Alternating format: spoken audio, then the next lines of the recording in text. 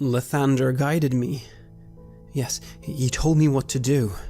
Yes, I was just the executioner of his will. That creature, that young man, he was already dead.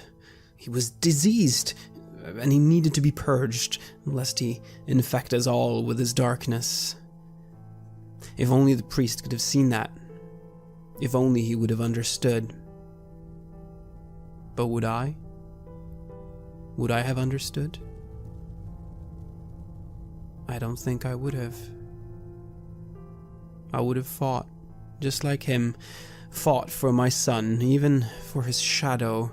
I would have done everything in my power, killed anyone that stood in my way, for just a glimpse of a hope to have him back with me.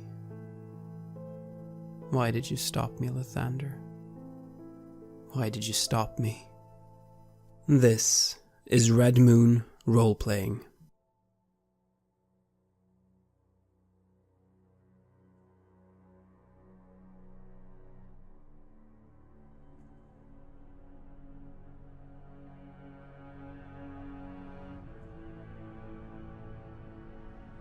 Ismark leads the way to the back of the church. Through a door, he seems to know the way. This leads out to a graveyard. The church, as I said before, is on a hill, and this seems to be the surrounding old graveyard outside the chapel. The mist is light. The time now, possibly around lunchtime? Noon? Hard to tell, although at least the illumination seems to have improved a little. Enough so that you can see quite a view, actually. You can almost see the whole village below you, below this little hill, and the forest and mountains to the north rising upwards, surrounding you. Intimidating. Majestic. There also might even be something in the mountains, something far away. Is that some sort of structure? Hard to tell in this mist, but there does seem to be something towering above you, very far away. Ismark and Irina are carrying the body, and they go to a grave. It seems a few have been freshly buried, or rather were freshly buried at some point and have just been left. You see a spade discarded. I lead my horse along, thinking that I'm not leaving it behind here, and that this probably won't take too long anyway, and I just adjust my stuff, my pack, make sure I have everything, and let them do what they need to. Yes, I move towards one of the already dug graves, and I look up to Ismark and Irina, and I ask, will this one suffice? Will this one be a good final resting place for your father? Ismark offers a low nod. He seems distracted. He's already backed away from the grave and is looking around, alert. Irina comes forward. Yes, this will do. We have no time for a gravestone. The one who would engrave the gravestone has been dead for years. This will have to do. I nod and I motion for the body, which is now being carried by Rushik, or is it still in the church? No, it's by the siblings. They've carried it out there now. Indeed, they, between them, have slowly managed to bring him out. You notice at this point from the exit to the chapel leading back in, the priest is watching. Expression solemn. What do you do, Roshek? The body has been brought towards the grave. What do you do? Well, I help them bring it down there, and then I stand by the spade, ready to help them cover the hole. Make sure it's deep enough. I mean, don't want any of these wolves digging it up. The grave seems sufficient enough, although perhaps a little extra work wouldn't go amiss. Is that what you'll do? Yes, I suppose I will. Gruntingly, I'm just remarking that might want to make this a little bit deeper in case of these beasts come back. And I heave myself down and start digging it a bit more, remarking, "Is this the kind of creatures that's been attacking your house? Was it more like this, boy?" Ismark frowns as he steps back over. Things like that, perhaps. They are his minions, after all. As well as the wolves, the beasts, things in the sky. Darker things. What do you mean, things in the sky? He looks up and remarks, "Not all ravens, but a lot of ravens. Bats, they can be his eyes." At this, a large flock of ravens suddenly seems to be disturbed on the chapel roof and flies away to the north, caw-cawing as they pass overhead. Is that towards the structure that we saw? Yes. Well, I don't pay it much mind. I make sure it's deep enough. Roll me an athletics check. 17. You make excellent work in time on this grave. You are well used to toiling.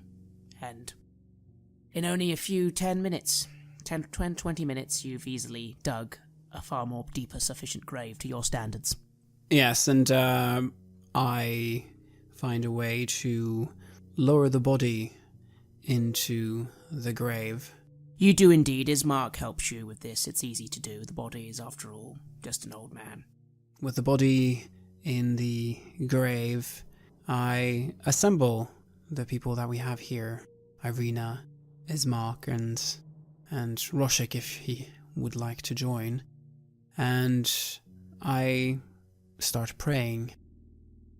Morning, Lord Lathander, we lay to rest today the late burgomaster Ivan Bergovich, father, patriarch, a man who took care of his family, who supported them and kept them safe.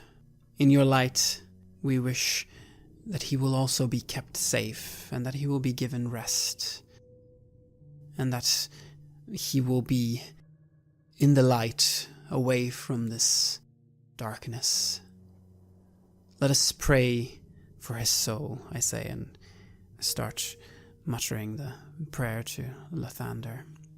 And then I motion towards Ismark and Irina and Roshik to start filling up the grave and to finally put this man to rest. I remark, I travelled with a band of mercenaries once. One of them was an ogre. Yeah, you know this, Roman.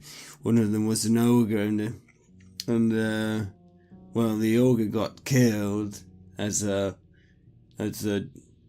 job, and then you know, we had to dig for ages, you know. It's just, you know, make a proper big hole for that one, you know, because it was so big, you know. I look at Roshik and I nod. I listen to his story with interest in my face, genuine interest. It is a life that is so foreign to me, the life that he has led. Irina just sort of nods politely. Her gaze seems distant, sad. Ismark looks to you, Roshik, a little confused. He doesn't perhaps understand your story for some reason. With the grave having been filled up, I lift my holy symbol up towards whatever light is there, and I say, "It is done. He will rest now." And I put the holy symbol down and I nod to everybody. "We are done here," I say. Ismark nods and starts to head off, remarking, "Wait here a moment, I'll go back and get to the wagon. I won't be long." And Irina goes to the grave. An unmarked grave, it seems. Well, there's a tombstone, but nothing written upon it. She sighs. You notice the priest has walked over at this point, and at your last sentence, he just remarks, You fool. Rest for his soul? There is no rest for any soul here, but I will not blame you for trying. I take out an apple from a saddlebag and I stand there and eat it, waiting, watching. Yes, I take the priest's words and I ponder them.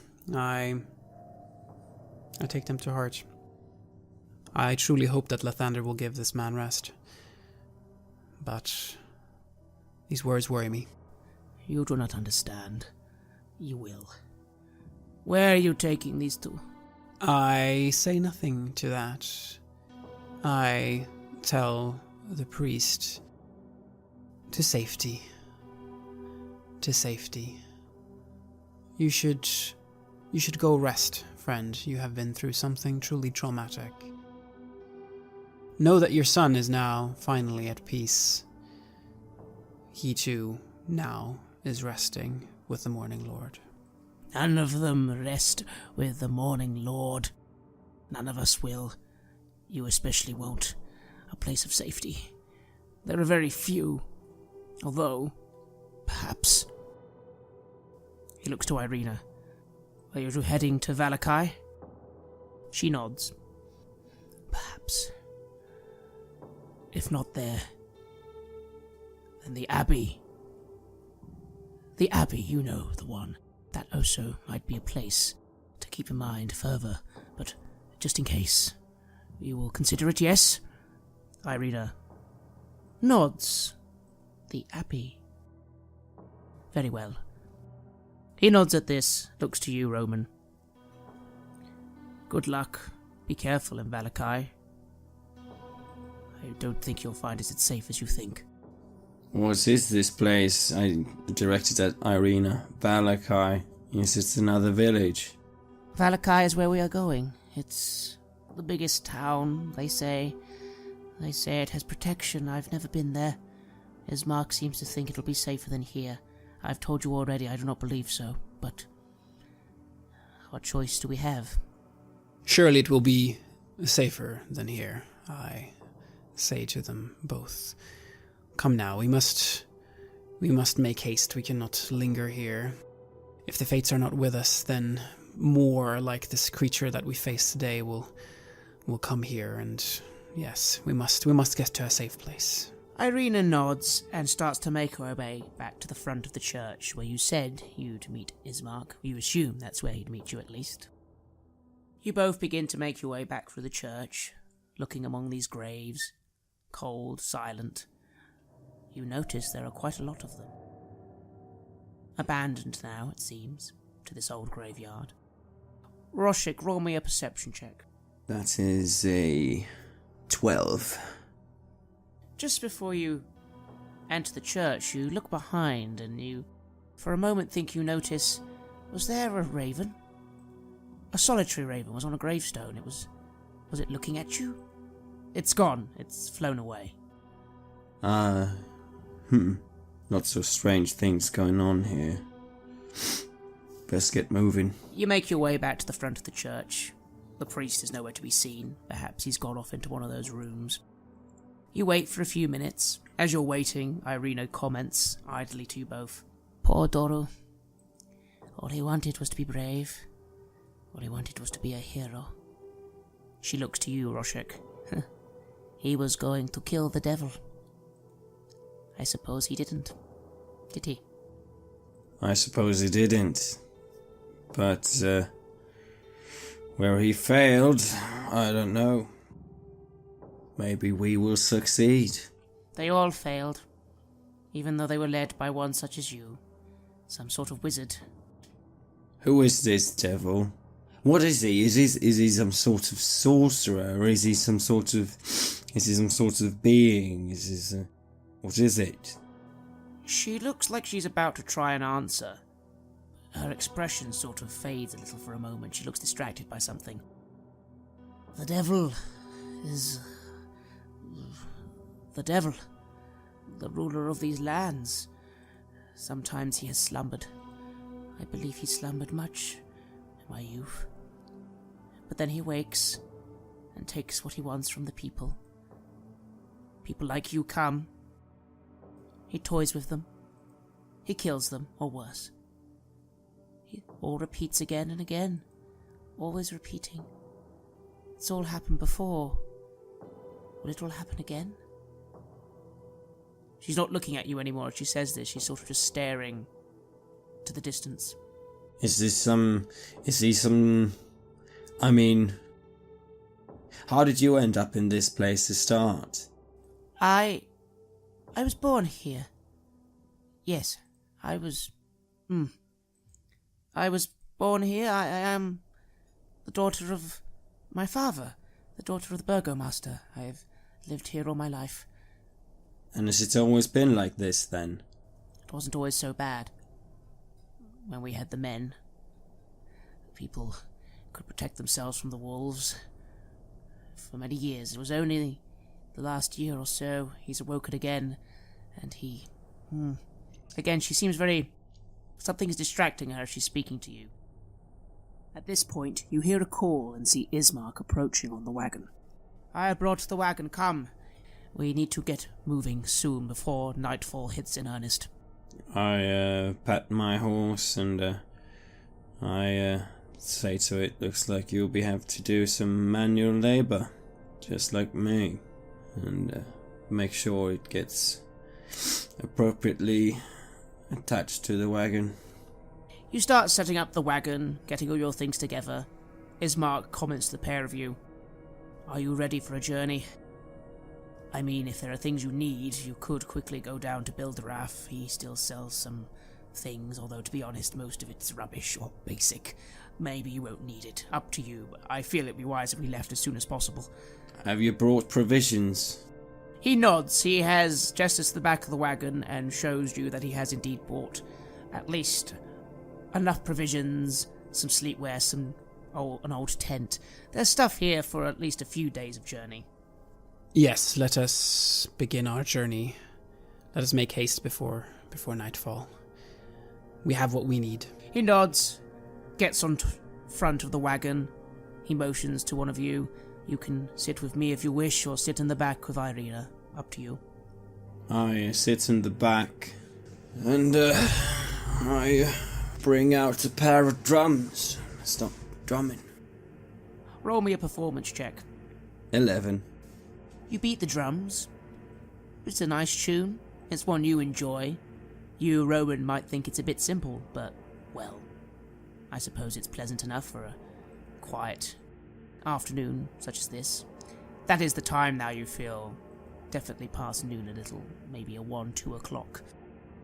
Roman, what do you do?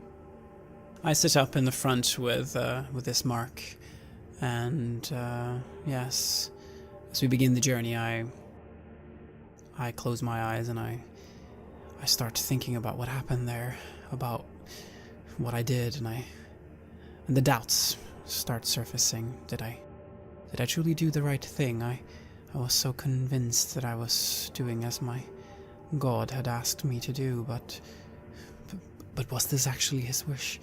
Or was it me?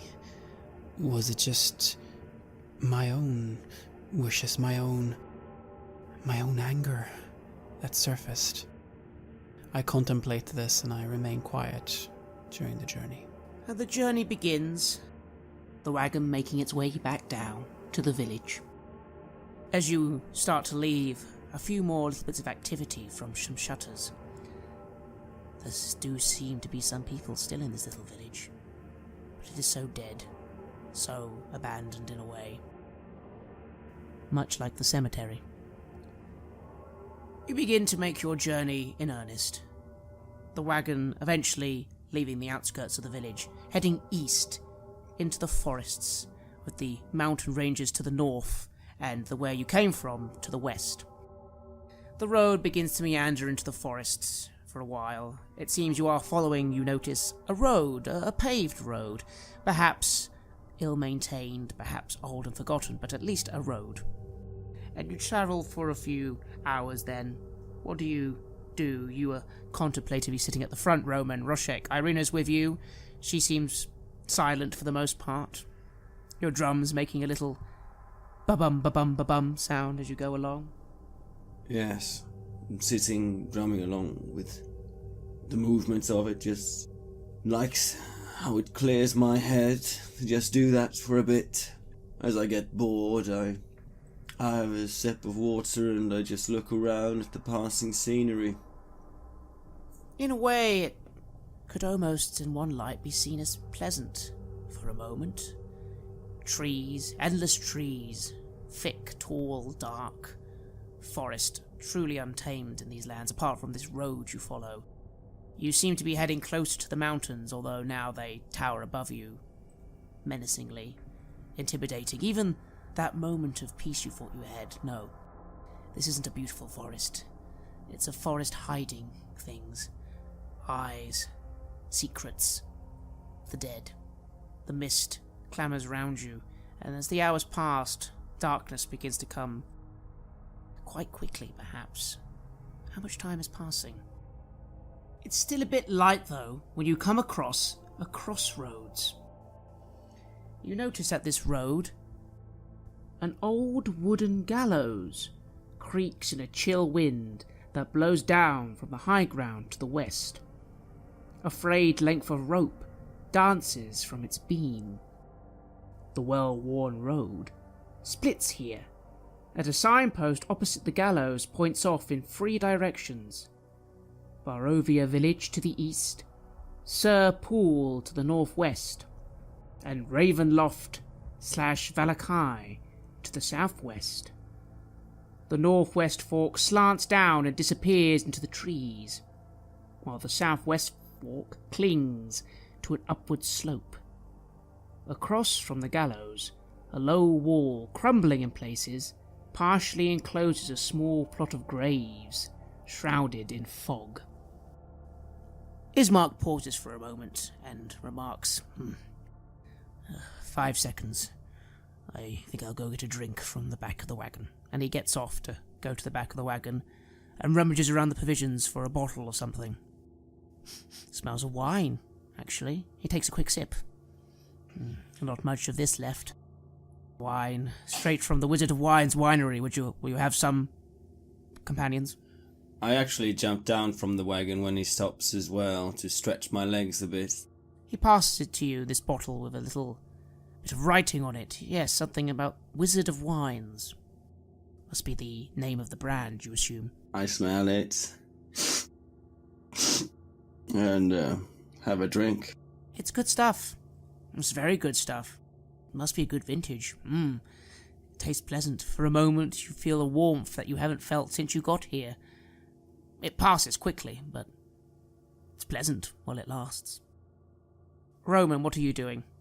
Yes, I remain on the wagon, starting to look around, look at this gallows that's sort of in front of us. Feels very menacing in a way. I do notice that there's wine being drunk, but I do not wish to forget now. I cannot allow myself to do that. I must remain sharp here. Lathander is so far away. I fear that if I cloud my mind at all, I will lose that little connection that I have with him. So I just sit there and I look at the environment. You take in a moment, taking in these old gallows. Why are they here? Strange. You assume maybe the little graves nearby must be people who were hung at these gallows. Still, why place it out here? And why have they left one body hanging from a rope? I see that body hanging there. That is not as it should be. This man has perhaps committed a crime, and there are punishments for that us mortals pass out, but still he must be given rest. Yes, the Morning Lord demands that. I see this body hanging there and I move up towards it, trying to, see if there's a way to cut it down. Of course you do, and you step up onto the gallows and reach for the body of the man. No, not a man. A young man. You know this young man, as he turns to face you, his eyes hollow, his mouth slack, his neck broken, his skin burned. I look to him and I can't believe what it is that I'm seeing. That is not possible. No, it is not possible. Of course it isn't, Roman. It's him, though. He smiles at you. He whispers, "Father, have you come to join me?"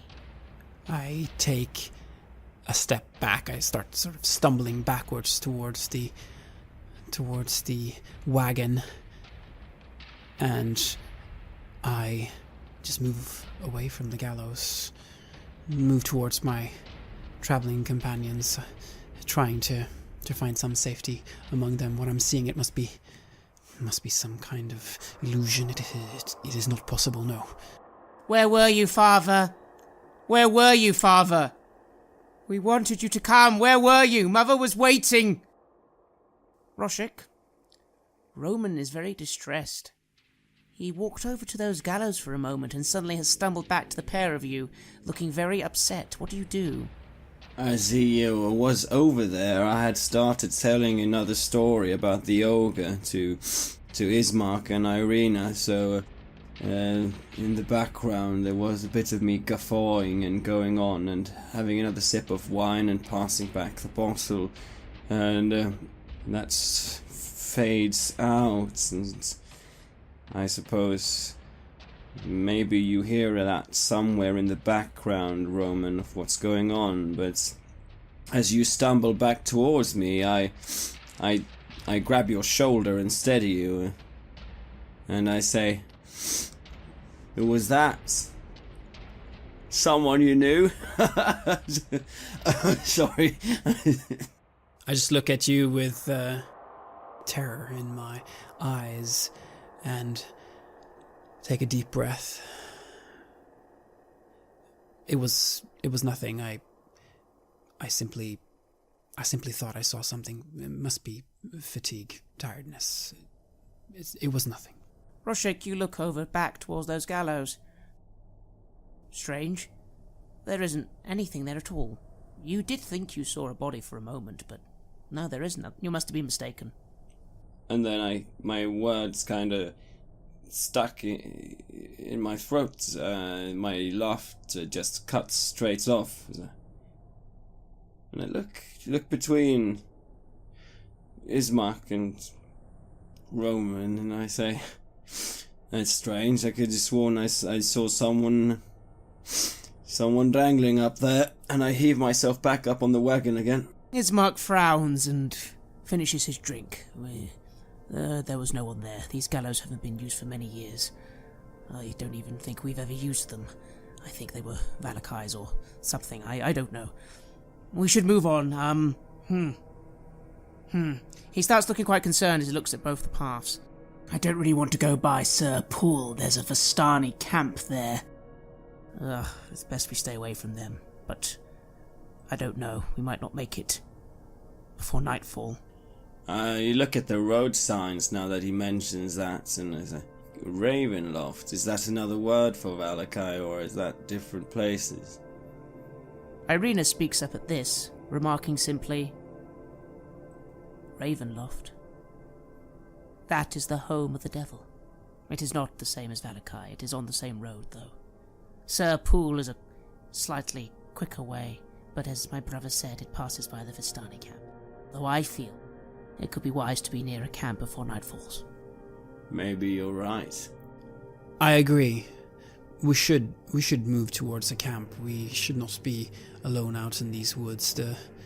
What I understand about these Vistani is that, well, one would do best not to trust them fully, but if we go into this with our eyes open, surely we will make it through.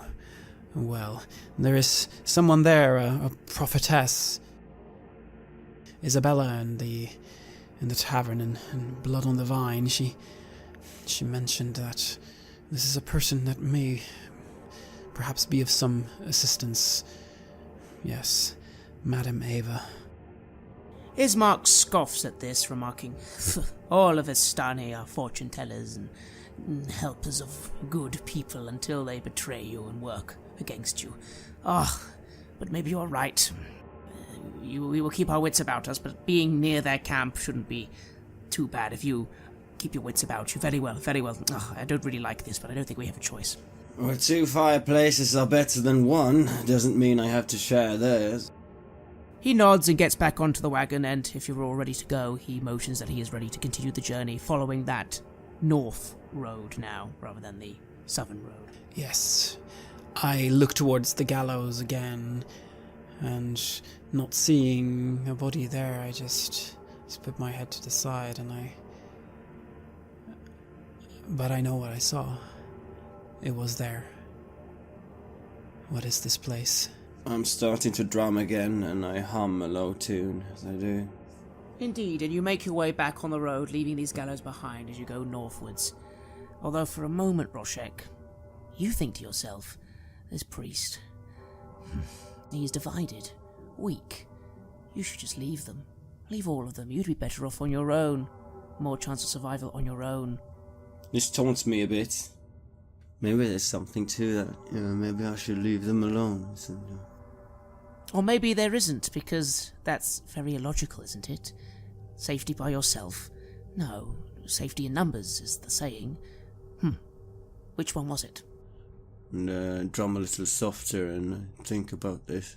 And then I turn to the priest to ask him, I thought you liked the drink.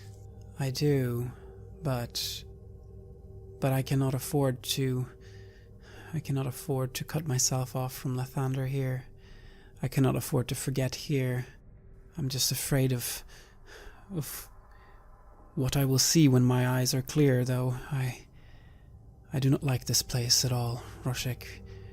We have to get out of here. We have to get out of here soon. I mean, what was it you said before? As the wagon goes on, I keep talking about this. What was it you said before about your god not being present? Do you mean you always feel somehow that he's always there? How do you do that? I have always felt him. He has always been near and present and guided me. And even in the most difficult of times, he has been there. He has never abandoned me. But here, ever since we went through that gate, ever since we made it to this land, things are different. He's distant. I fear he may be about to abandon me. I cannot allow that to happen. We must make it back to where we came from. We must make it back home. I look around and I mutter, yeah, there's something about this place. There's something about this place. Did you train with paladins and other warriors? You seem to be able to handle your mace. Yes. Yes, I did. Yes, I did. I was not always the simple priest that I was when I met you. But that is a story for another time. Indeed. And you continue on your journey. The road gradually then disappearing and being replaced by a twisted, muddy path through these trees as you enter the forest proper. It does seem as if this path is a bit off the old main road, but you are still going, you assume, in the right direction. The canopy of mist and branches suddenly gives way then to black clouds boiling far above. There is a clearing here, next to a river that widens to form a small lake several 100 feet across. 5 colourful round tents, each 10 feet in diameter, are pitched outside a ring of 4 barrel-topped wagons. A much larger tent stands near the shore of the lake, its sagging form lit from within.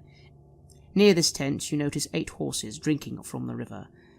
The mournful strains of an accordion clash with the singing of several brightly clad figures around a bonfire. This is all illuminated, you see, for night has begun to descend, but this place is now a beacon in that light. A footpath continues beyond this encampment, meandering north between the river and the forest edge, and then the road continues. Ismark starts to slow and remarks, I suppose we are here. This is the camp at Serpool. Yes. Let us seek out this prophetess and see if we can be granted a place to stay here. It would be nice if we could be close and not be away from their camp, I think. Right? Roshik, what do you think? Safety in numbers, I suppose. But keep your eyes open for that one. The one that tricked us here in the first place. Yes. Yes, you're right, Roshik. We must keep our wits about us. Yes. You begin to make your way towards this encampment. As you do so, obviously some individuals notice, and individuals covered in these bright scarves, the jewellery, beards, long and black on the men, and on the women, long black flowing hair flowing down, with bangles and jewellery tied up within. 2 or 3 of them come over. They have drinks in their hand. They laugh and smile and motion to your wagon. Stop, friends, yes, position yourselves there, welcome. And you notice then from a campfire, a familiar voice. It is Isabella. Yes, she comes from behind the fire, noticing you. You came! Ah, friends, it's good, you came. This is very good. You've come to see Madame Eva, yes? Yes, we have. We need a place to stay. We have a long journey ahead of us and, well, night has truly fallen. The roads are not safe. Indeed, come by the fire, friends Roland. Come, we were just about to tell a story. A good story. Always good for a night such as this, yes. Roshik, you have a little quick observation of the area. Roll me a perception check. 15. You look around, including Isabel and those approaching you. 9, 10 men and women. They all seem quite drunk at the moment, all merry. Although you notice by those wagons I mentioned, 4 more sober-looking individuals, weapons at their sides, possibly guarding those caravans. You also again notice now the big main tent is positioned just in front of this bonfire.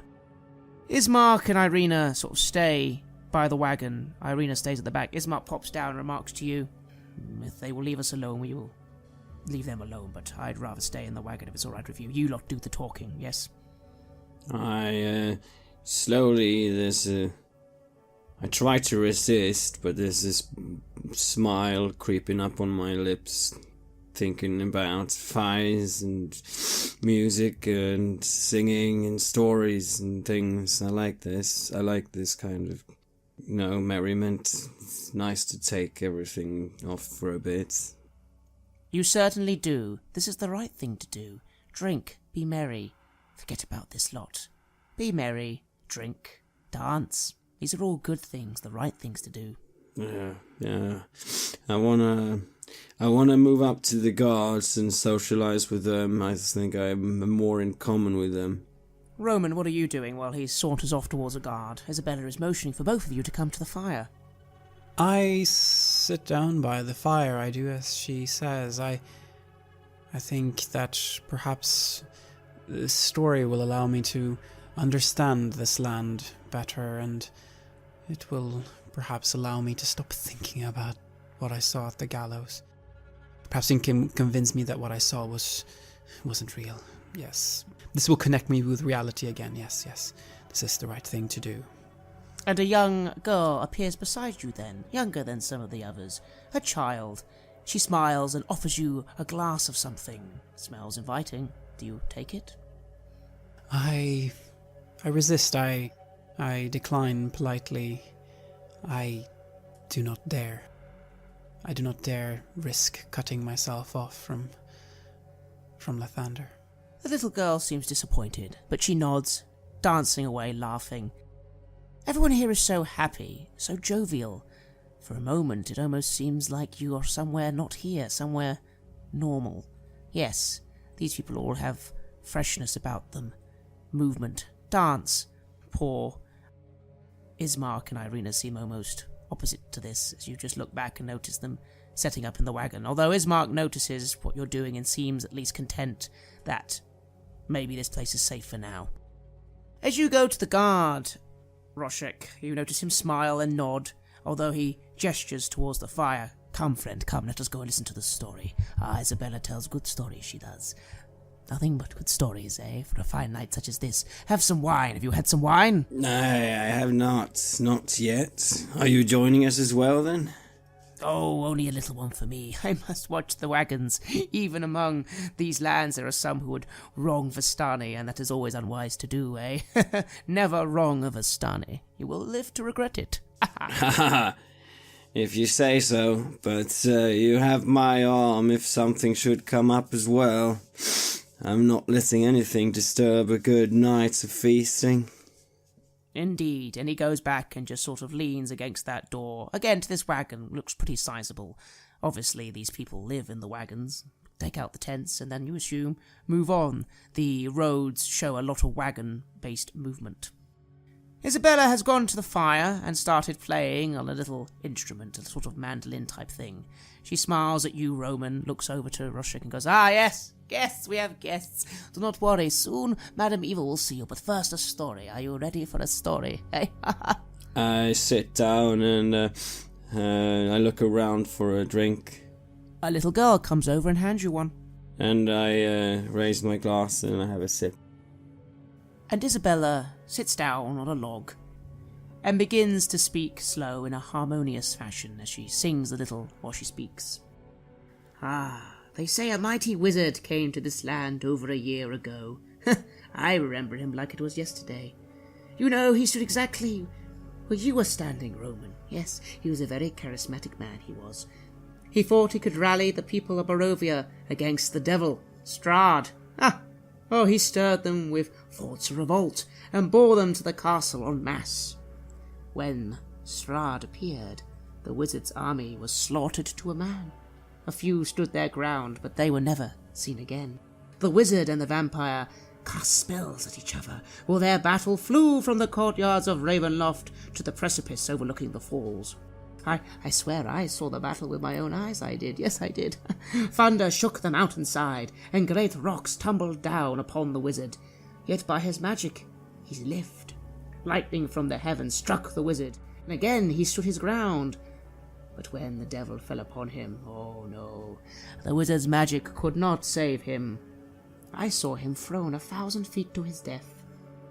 Later I climbed down to the river to search for his body, to see if he had anything of value. Everyone laughs at this. But the river, Ivlis had spirited him away. And I suppose, my friends, that tells us all the story of what happens when you try and wrong the devil in his own house, eh? And everyone smiles and claps and applauds and laughs. I laugh too, and I drink, and... Indeed, and they all then begin to dance and frolic around the fire. Isabel smiles at you, Roman, and remarks, so I'm so glad you came, Roman. Are you enjoying yourself? Did you enjoy the story? I nod and I smile.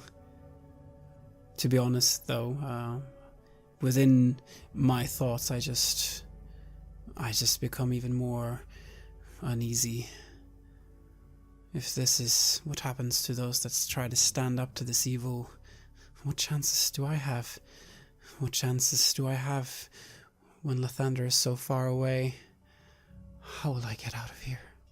Roshik, what do you do? It doesn't take me long until I unclasp my sword belt and put it on the ground to join in on the dancing, or shifting between dancing and bringing out my own drums and play along with the music and drinking and laughing, also telling my stories. Oh, yes. At one point you find yourself with Isabella again, as dancing has overtaken you. What were you saying? Tell me about this ogre. Ogres, such funny creatures. Oh, he was magnificent, he was. He was a big hulking brute with a soft spot for animals, like small animals. Like I think he had a cat. I'm not sure who it was. And then I keep dancing and laughing. Yes. And you, for a moment again, look to one of the tents and notice a raven. It's watching you. Quite pleasantly. Not threatening at all. Just sitting there, a little raven. That's nice. And then I keep dancing. You do. It's good. Roman, what are you doing as he dances around? Everyone seems to be dancing around you quite silly now. There's lots of music and laughter, drinking. Ismark seems to have disappeared into the wagon with Irina. Having listened to the story, I feel it is now time that I meet this Madame Eva. Perhaps she will have more answers. Perhaps she will be able to tell me why we're really here and how we can get out of here. And Isabella seems to suddenly appear by you at that very moment. Well, not appear. I mean, she didn't just appear there. No, it was more just the movement, the fluidity these people seem to move with. Ah, yes, Roman. Very good. You must come back in a minute, but I think Madame Eva is ready for you. Go to the tent. She waits for you both. Be respectful now. Yes, I nod, and I start moving towards the tent. Roshik, she took you over to Roman and she said this. What do you do? I laugh for a bit and nod, smiling, perhaps a little bit drunk, if that's alcohol that they're drinking. If nothing else, then very mirthful. So I nod, growing a little bit more somber, and I pick up my sword belt with my sword again, and I clasp it, and I go along with them.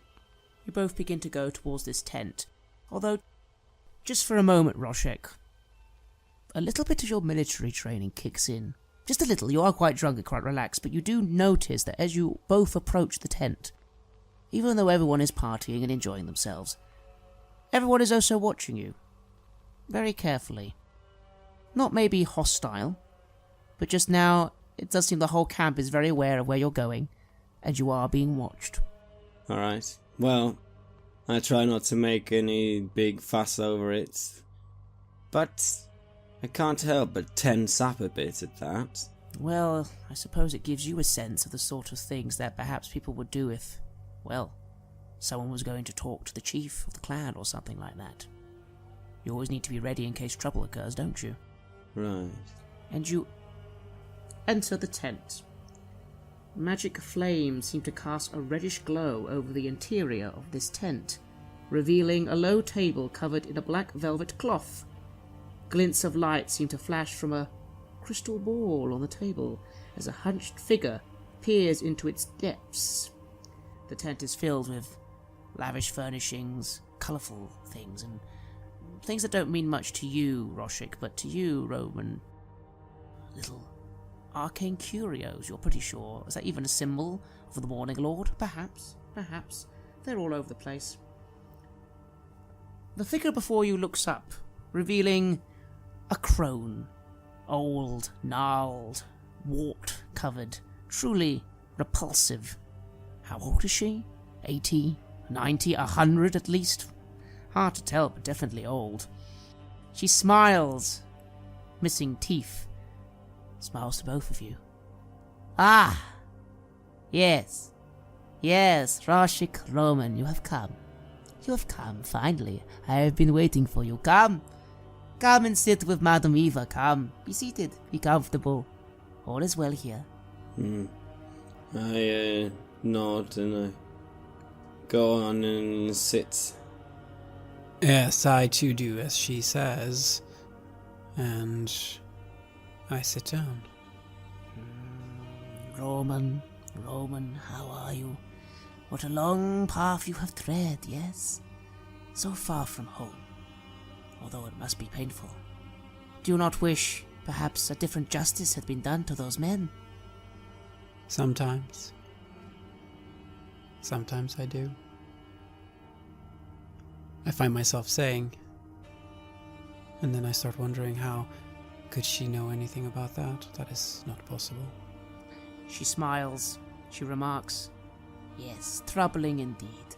Sometimes the gods are not as helpful as we wish they would be. And Roshek. Yeah. Roshek. You seem troubled, my friend. Still you have gone down an interesting path, haven't you? To leave those you were with for so long. I wonder why you did that. Yeah, and as she said that, I didn't realize I seemed trouble until she said it. And then something in my mind makes a connection, and what she just said after that, and why I left, and what happened just before I left with those people. And mouth something that actually doesn't turn into a word, but more like a... A man of many words, Roshek. Indeed, but do not worry. Do not worry, you will. You will find the way. But come, you have both come to me with questions. Questions, yes, and I will answer some, and I shall tell your future, yes. So come, ask me a question before we begin. I know you want to, Roman. There is only one thing on my mind in this strange land, and that is, how do we get out of here? That is indeed a question, Roman. That is indeed a question. And what about you, Roshek? Is that what you want? You want to get out of here? Where even is here? What is here? Is that what you wish? I sit and I stare at her. I'm thinking now. No, that's not what I wish. I want to ask you, how do we get the devil out of this castle?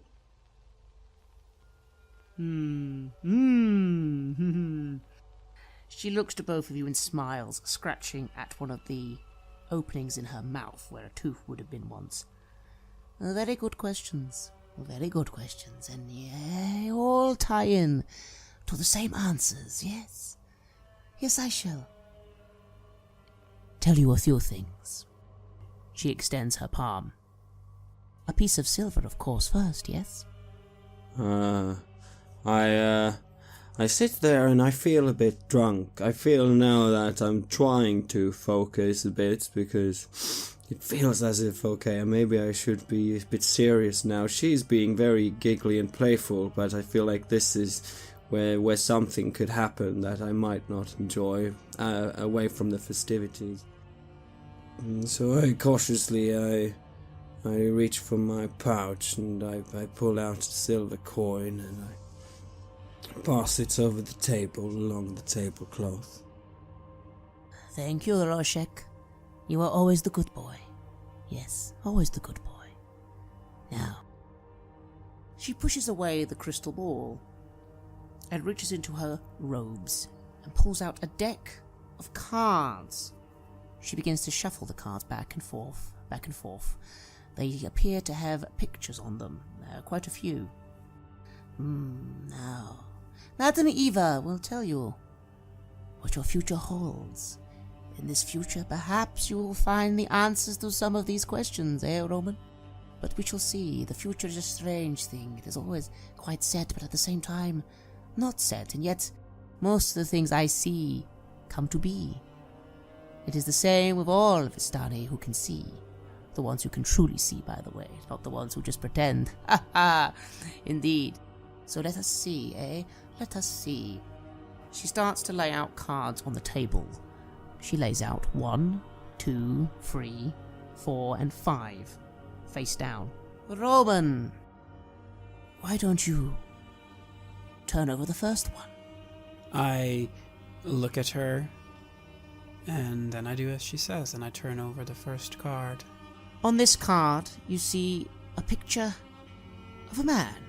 A man in a cloak, dark and foreboding, hiding over a wall of some kind. The rogue. Yes, the rogue, Roman. I see. elements of the rogue. They will aid you. Let us look, though. She puts her hand on the card. Yes.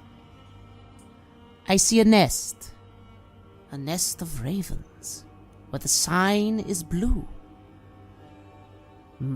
They have something that could aid you, but they will not just hand it over. They hide from all, you see. Very interesting. Roshik? No, Roman, no, you do the second one. I turn over the second one as well. I have fascination in my eyes. This is genuinely interesting. This card shows a rotund individual in the cloth of a priest. Yes. The monk, she says. Ah, yes. Good old monks. Always friendly, always moving along. What do I see, Roman? I see you.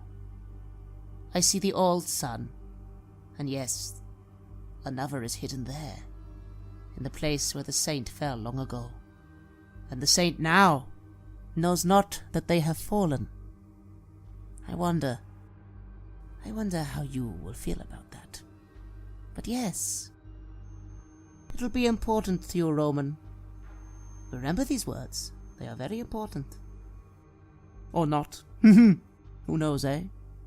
I nod. I lean forwards and I look at the cards and I listen to what she says, and I'm making something out of it in my mind. Trying to think logically about, okay, this is interesting. A nest of crows. A nest of crows, they have something they keep away. It's almost like you, Vistani, isn't it? I say. Oh, but Vistani are no ravens, and we do not hide from any if we do not wish to. But I see you want a card, don't you? Of course you do, Roche. Come, the third card is yours. Turn it over. And I thoughtfully linger on the first card with the ravens, but I bring up my hand to flip over the third card. This card shows a fighter. A woman holding a sword and a shield held high. Yes, of course. The Avenger.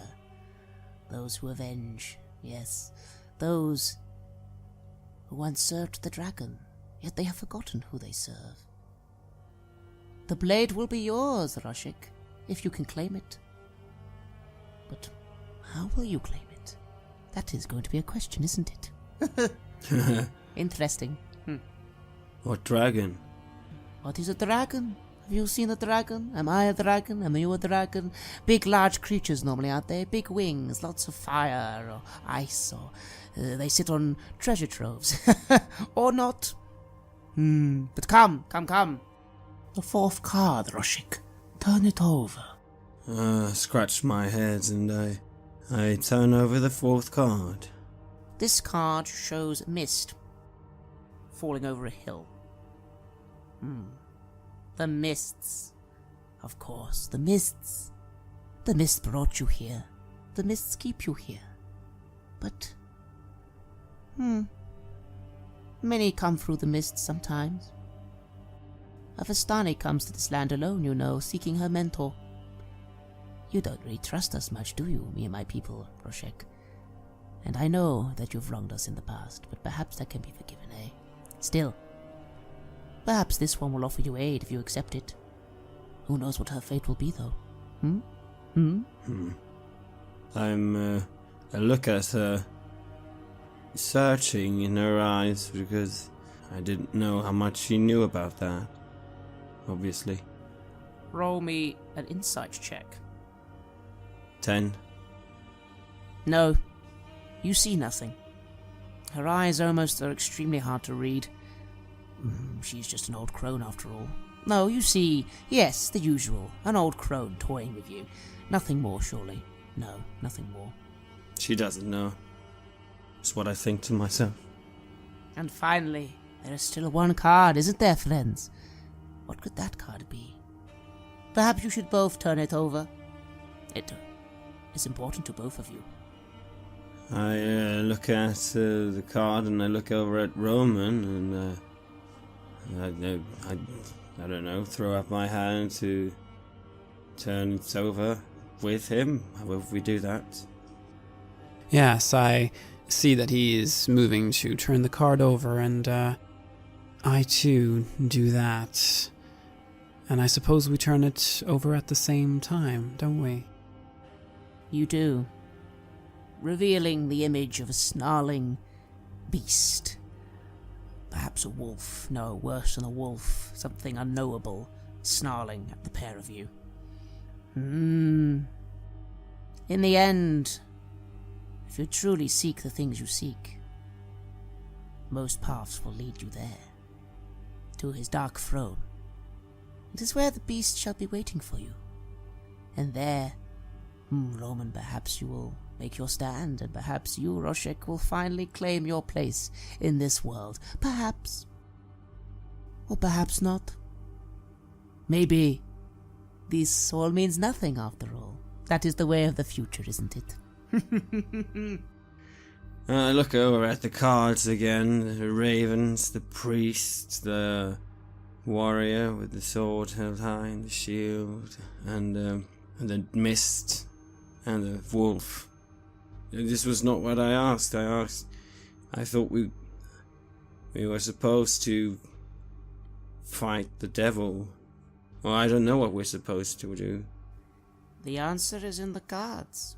You wish to fight the devil, you wish to get out of here. This might be the path you need to take. I stand up and feel a little uneasy. Well, thank you. I think I'll be retiring for the night now. What about you, Roman? Are you satisfied? I have many things to think about. I too will retire with these questions in mind. It was enlightening to meet you, Madam Ava.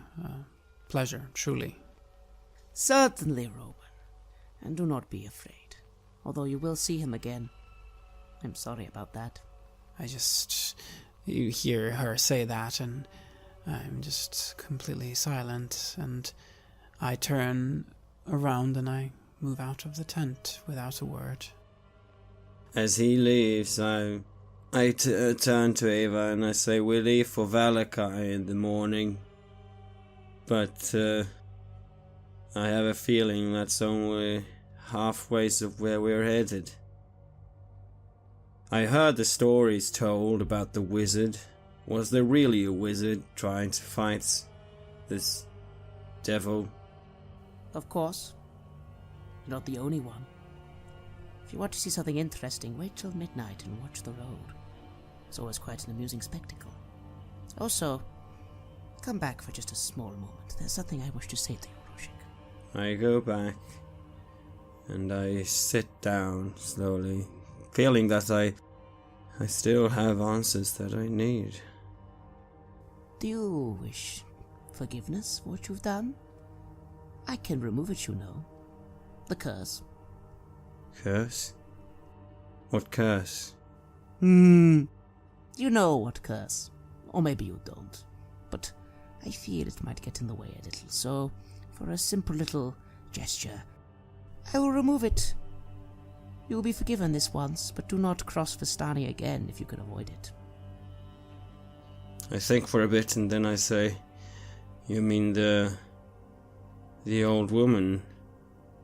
She did something, didn't she? She wasn't an old woman, Roshek. She was a young woman, as was the husband of hers. But you did try, didn't you?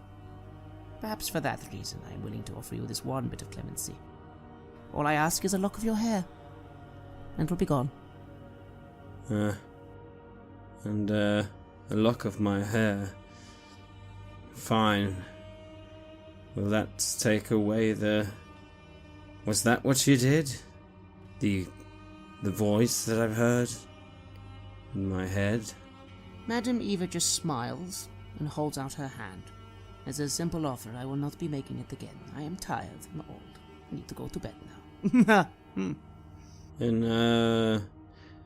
a tired motion, I take out a small knife and I cut off a little lock of my hair.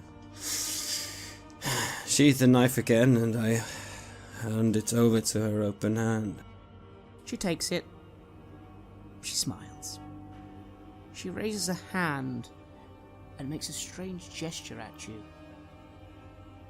Now you think about it, perhaps you've seen that gesture before. When that woman was saying something to you before, well, you did try and stop it, didn't you? I did try and stop it. It wasn't right. Killing defenseless people like that, there's no honor in that. We already had what we had wanted. She smiles. Good. Let's not do it again, Roshik. Don't. Try not to disappoint me when the time comes, yes? I nod. Thoughtful. And I stand up and, yeah. I won't. She nods. She ushers you away. She's done with you. And you go out into the night, back to the fires of the camp and the frivolities, for now, starting to die down, looking at the night sky, darkness surrounding your camp, mist and fog all around you. You have listened to an episode of Red Moon Roleplaying, where we play the campaign Curse of Strahd for Dungeons & Dragons 5th edition. Curse of Strahd was designed by Christopher Perkins and based on the adventure Ravenloft, written by Tracy and Laura Hickman in 1983. Dungeons & Dragons is published by Wizards of the Coast.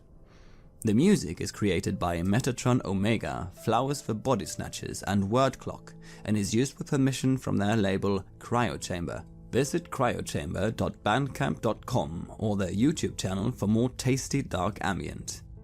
A new episode of Red Moon Roleplaying is released every Friday.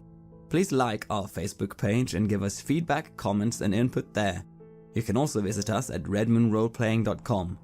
Finally, a huge thank you to our growing base of supporters. You are truly amazing and inspire us so much to keep going with the show. If you haven't yet found us on Patreon, please have a look at the links in the description and see if you want to show your appreciation and encourage our work with the show there.